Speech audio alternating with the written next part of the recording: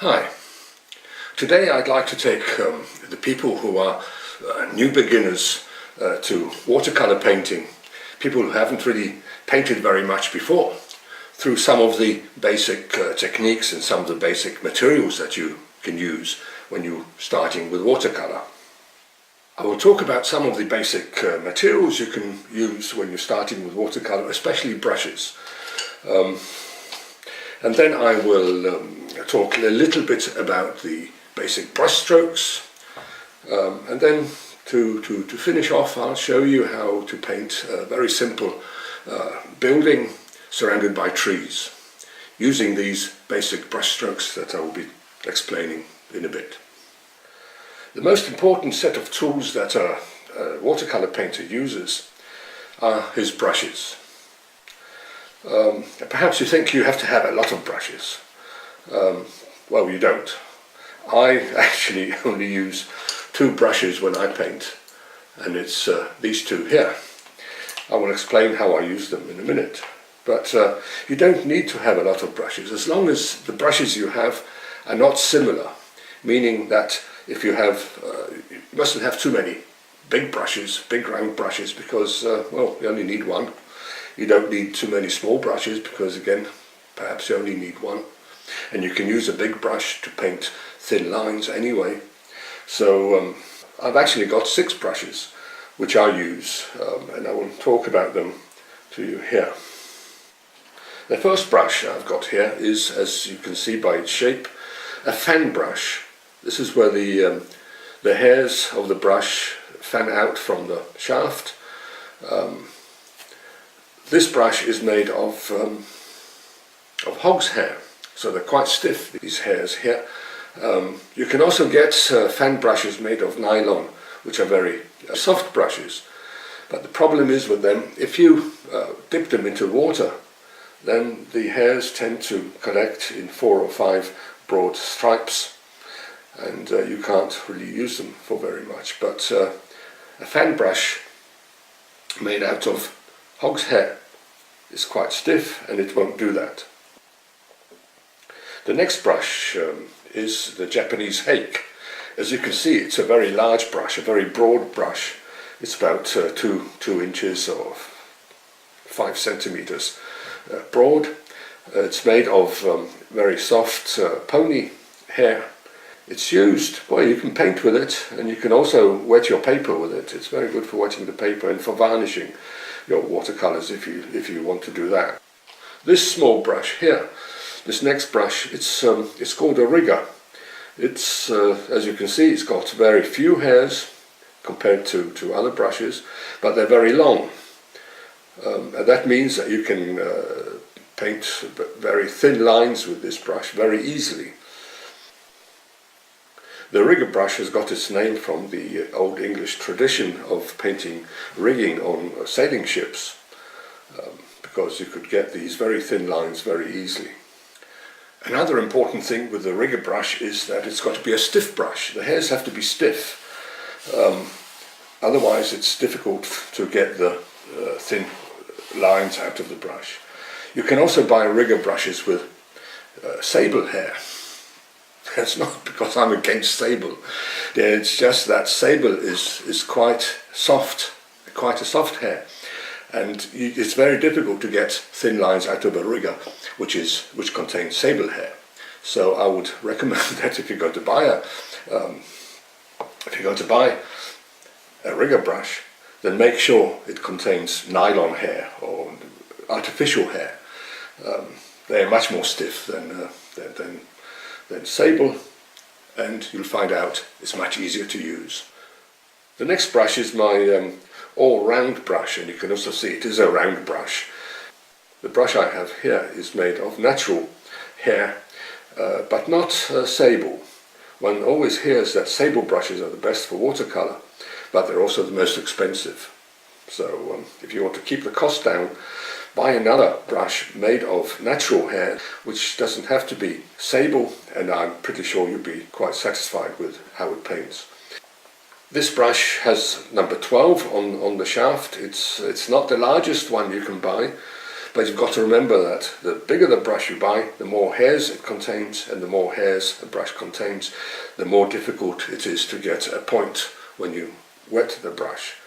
And if you get a brush with so many hairs that you can't get a point on it, there's no point having it, because you can't paint if you don't get a point on your brush. This brush here, it's a square brush. As you can see, it's square, flat and square, and that is good for some things.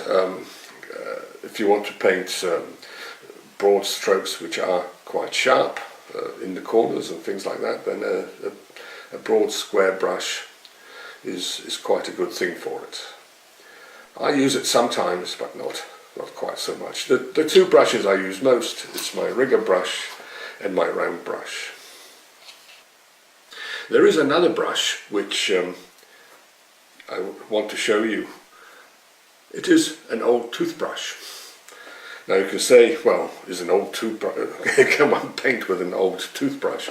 Why can't one paint with a new toothbrush? Well, one can also paint with a new toothbrush, but who's going to go and buy a new toothbrush just to paint with it? So you're going to wait till your toothbrush is quite old, and just before you throw it away, you can use it to paint with it. And how do you do that? Well, I'll show you. Well, first of all, you have to wet the brush. A dry brush doesn't really take much paint, so you've got to wet it, and you wet it in the water here. But when you take it out of the water, then it's quite full of water, and you can see that water can drip out of the brush at the bottom here. Well, that isn't very good, because that will go uncontrolled over your painting. So I dry it. I take a piece of paper and I dry the brush again, but it's still quite wet. Then I take one of my brushes and I dissolve one of the paints and I paint it onto the brush. See, some people they think that they can get the paint onto the brush in this way. Well, you can get a little bit of it, but not all that much. So the easiest thing to do is to do that. Then you hold the brush as if you were going to brush your teeth. And because the brush now has to be really held stiffly. And then you hold it quite stiffly here. You take a pin or a pen or a stick or something like that, the back end of a brush, the shaft of a brush, and you go up towards yourself. And when you do that, the paint is flicked onto the paper. If you think you can do it by pushing the paint off the brush in this way here, then you end up getting all the paint all over your face and all over your clothes and everything. It's got to go this way, because it's first when the hairs spring forward that they throw off the paint. So you've got to go that way. Okay? And you can do it like this, and you can get this sort of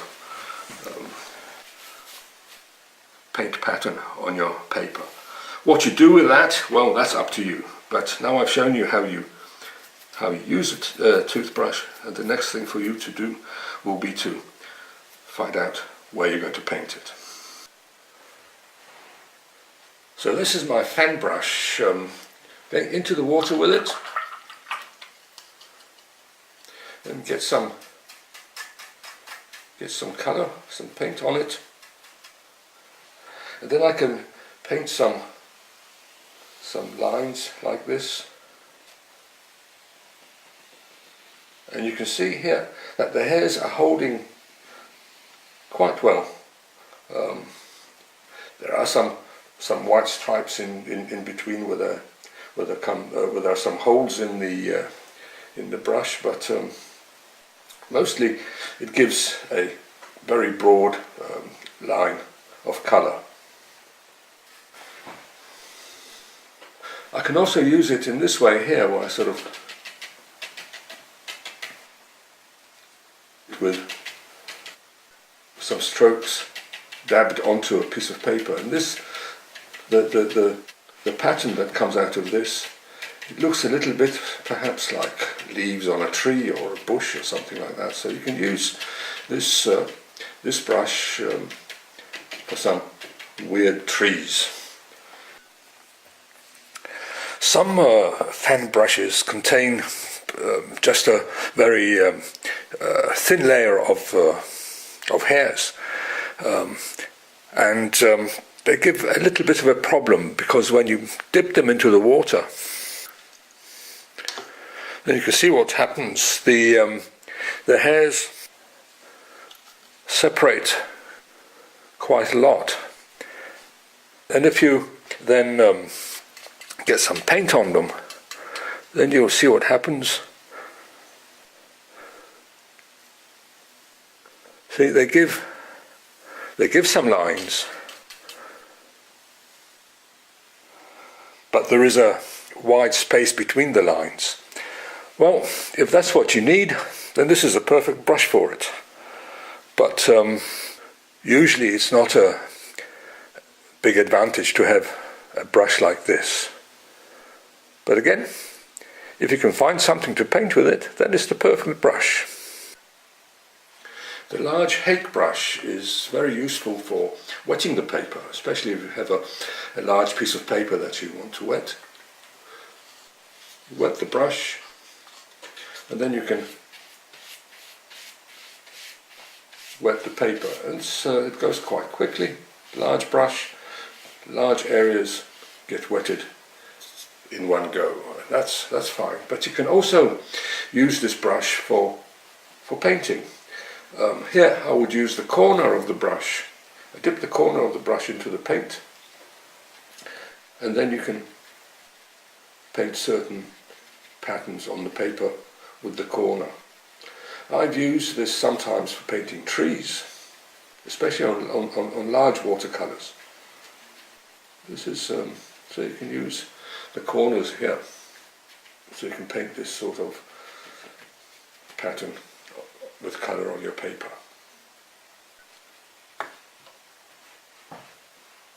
The rigger brush, it's designed for producing very thin lines.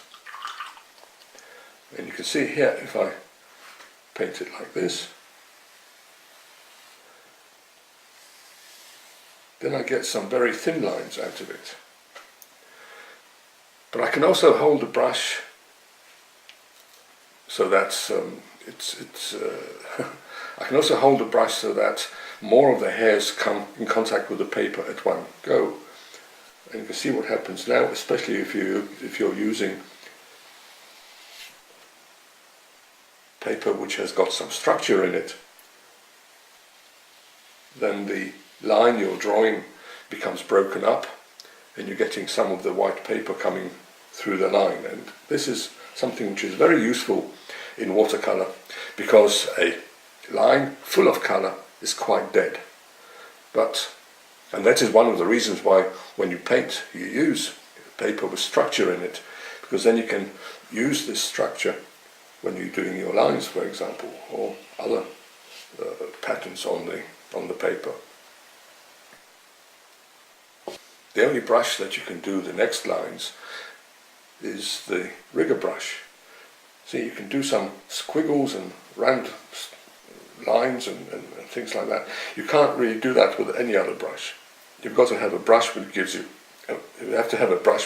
very thin lines, and then you can do, and then you can get these lines, these squiggles and round lines out of your brush.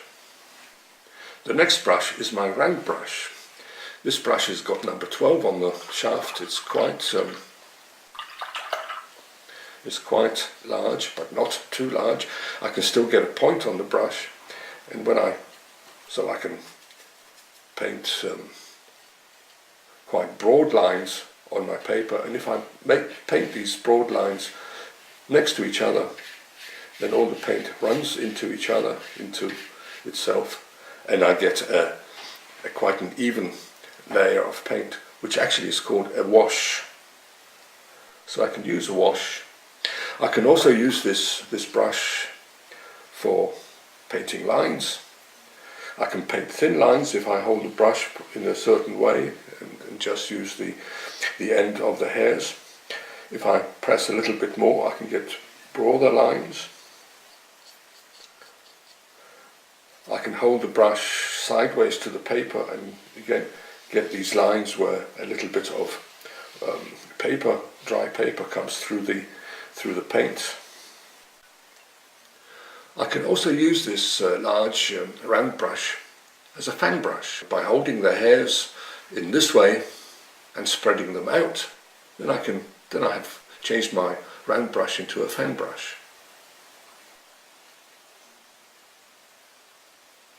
So you can see you don't really need all that many, so many brushes. You can improvise and use different brushes for different things, which you must probably think you have to have another brush for it, but you don't. You can just improvise.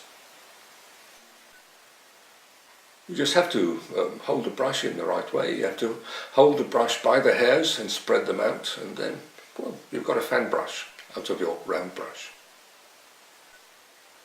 It is also this round brush which I use for my general painting, where I can get many different brush strokes out of it. I can get some small brush strokes, I can get some larger brush strokes, and it all depends on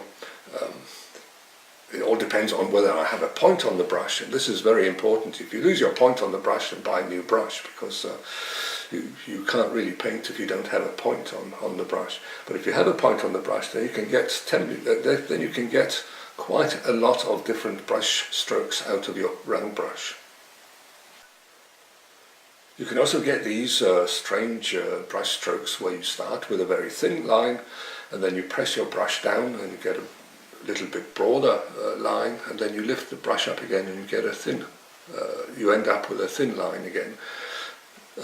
These are brush strokes which I use when I paint water. The square flat brush will give me some square lines.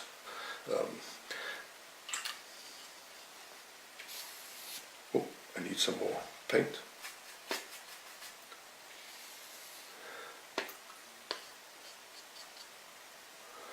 As you can see, these lines are very sharp and very square, oblong. So I can paint square things with it. Perhaps something like a small house, a square house with a roof and chimney.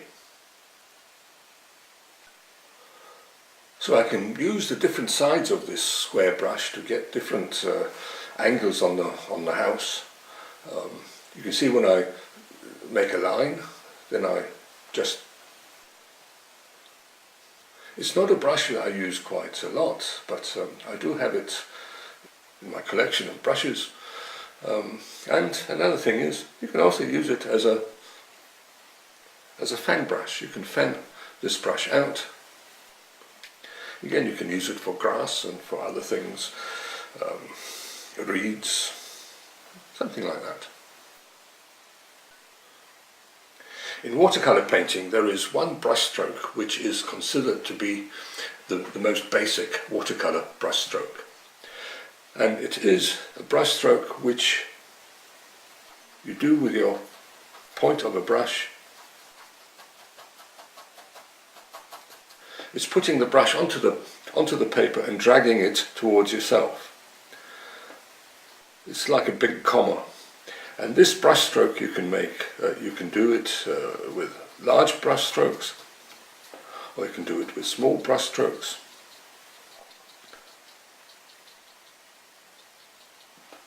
And this is what the whole thing, and if you can learn this brush stroke, then you can paint quite a lot of different pictures, because they all will have this basic watercolor brush stroke in them.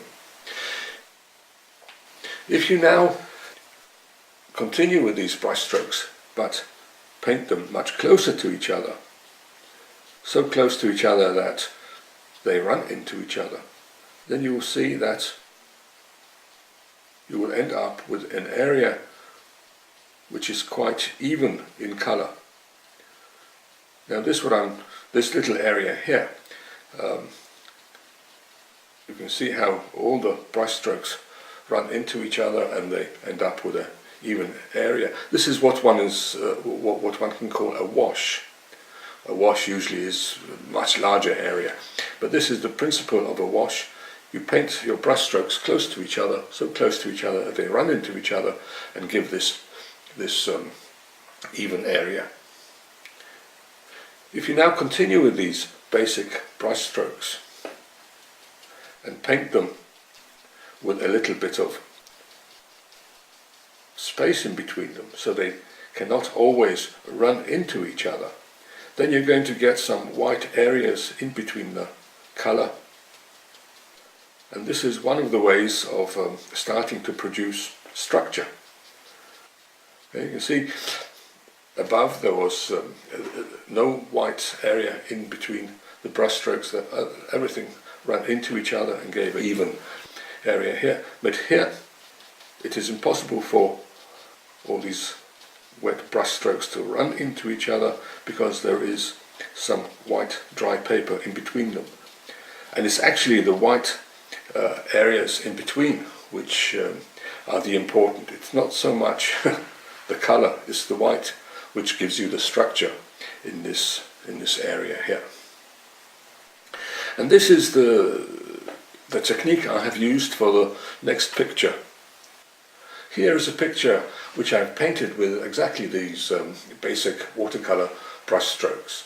It's a picture. It's a garden, and there are different plants and different rocks and different stones and things like that, and they are all painted with this basic watercolour brush stroke.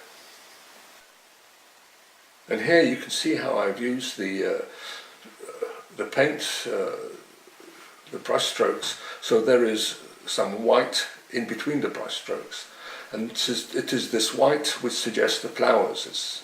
The colour comes from the paint, but the structure, the white areas in between, they tell you that this is an area full of white flowers.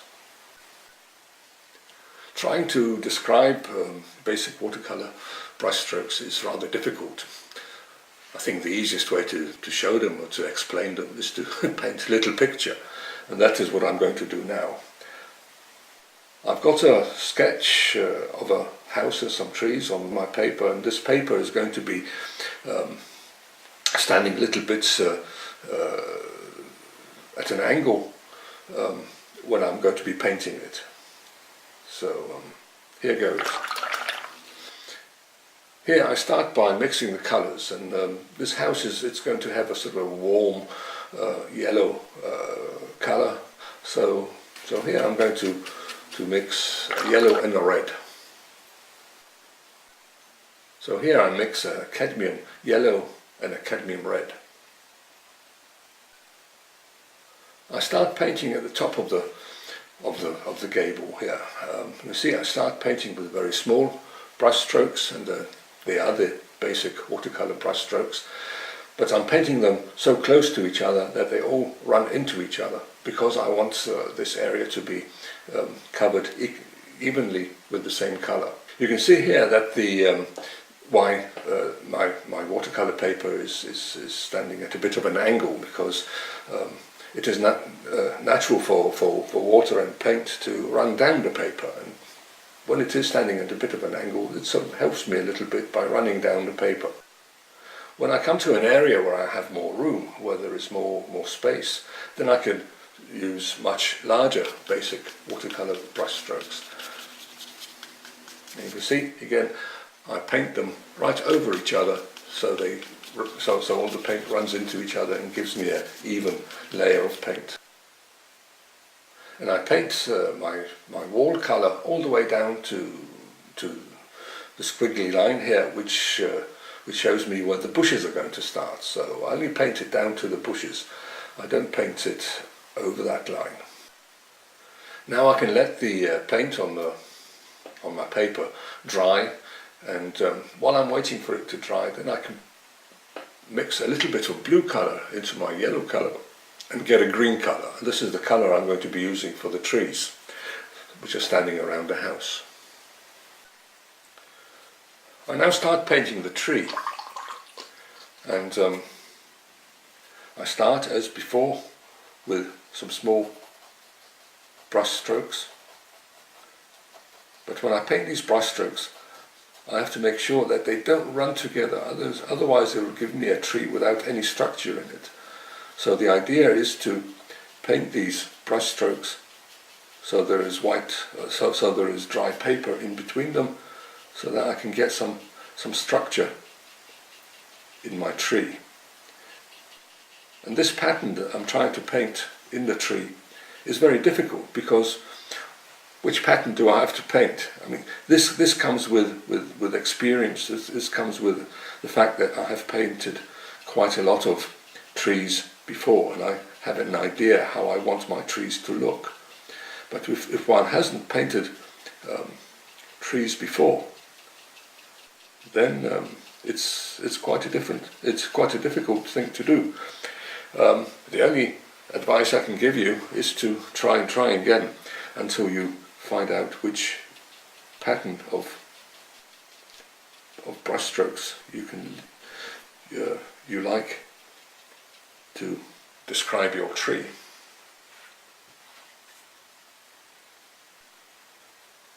And when I come to the fence, then again I paint my paint around the fence. It's not sure that I will try and get too much structure in the bush around the fence. You'll see that perhaps the paint will be a little bit tighter here. There won't be so many holes in the paint. But that is also that the bush behind the fence will be a little bit darker anyway, so there won't be quite so much structure in it. And also on this side of the fence, so you can see that I paint sharp into the fence post, and then I just paint the bush. Here I've got a little bit more wall of the house to paint, and that again I'm still painting with this warm yellow. Here I have a roof of the house, and the colour of the roof of the house will be a little bit more brownish than the side of the house. So here I will mix burnt sienna and a little bit of cadmium red. And this should give me the colour I need for the roof of the house. The roof of the house here is slanting at an angle, and I've got to make sure that when I paint the colour on to the roof here, that I follow the angle of the slant and paint the roof accordingly. Oh, here it is important that you use some of the small brush strokes, because you've got to be quite certain where you've got to stop these colours here. There will come some white lines in between the tiles on the roof, and if you use big brush strokes, then perhaps you paint over the areas where you need the white stripes. So here I use the small basic watercolour brush strokes. The white lines in between the tiles on the roof do not have to be precise or perfect. Everything in painting, it doesn't really matter if it's watercolour or whatever it is, if it's painted precisely or perfectly, it's boring. So it doesn't really matter if some of the lines disappear a little bit. It gives the roof a little bit of life. On the roof, there is also a layer of tiles, and they've got the same colour as the roof that I've just painted. So I'm going to show them in this way here, and the same on the other side of the roof. With the same colour I'm going to paint the shadow underneath the white part of the roof here. When the first paint on the tree is dry, then I can paint it once more with a little bit darker green colour. And here I'm mixing cadmium yellow and a little bit of Payne's grey. This will give me a dark green, a darker green than the one I've already got on the tree. I'll paint this paint on again with small brush strokes. I don't really think about not covering over the whites which I saved the first time, because they will come through anyway, not as white but as a lighter green colour. But yes, well, I am sort of thinking, I haven't got to paint over too many of them, but if I paint over some of them, it doesn't really matter. Again, I paint my colour very tight into the wall of the house and into the top of the roof, and then also around the bushes at the bottom. Here I'm trying to show that the light is coming from the left side, so I'm not going to paint my paint all the way to the end of the edge of the tree. I'm going to tone it out a little bit. I'm going to get it to be a little bit lighter when I get to the edge of the tree on the left. Oh, here at the bottom of the fence, I'm doing the same. I'm painting in between the fence with a darker colour, and this makes the white fence come much further out of the picture.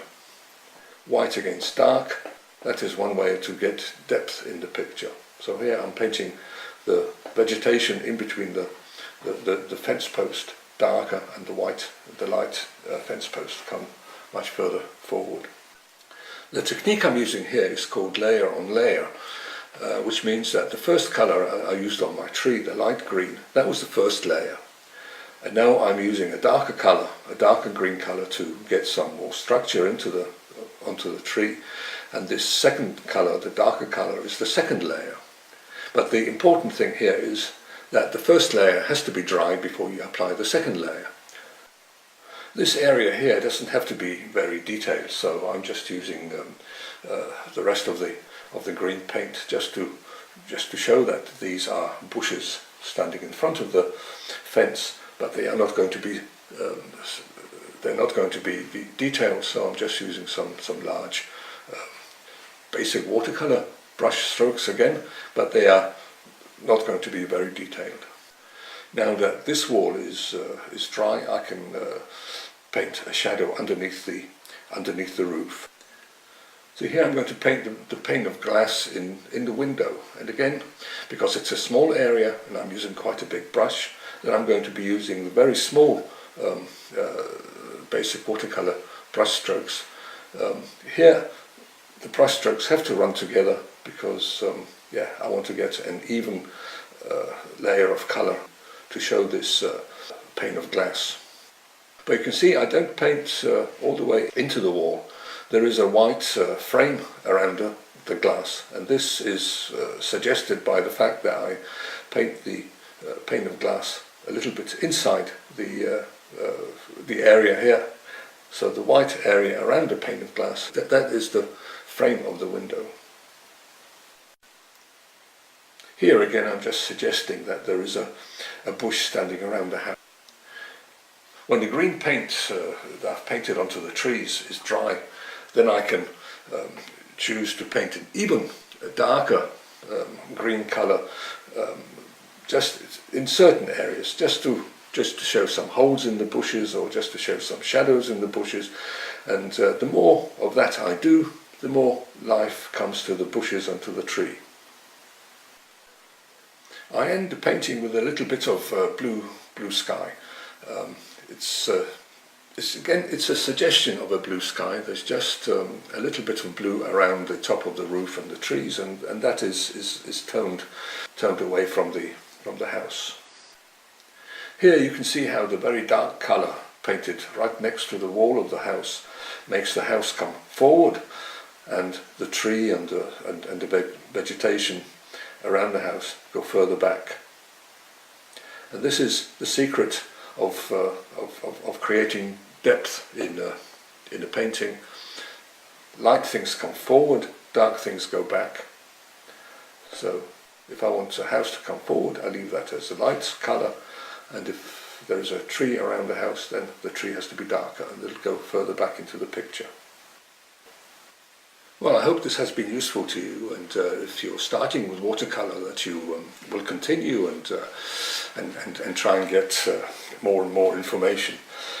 Talking of information, if you're really interested in getting some more information, especially from me, then I will recommend my ebook, which I cannot show you because it's only exists on the internet.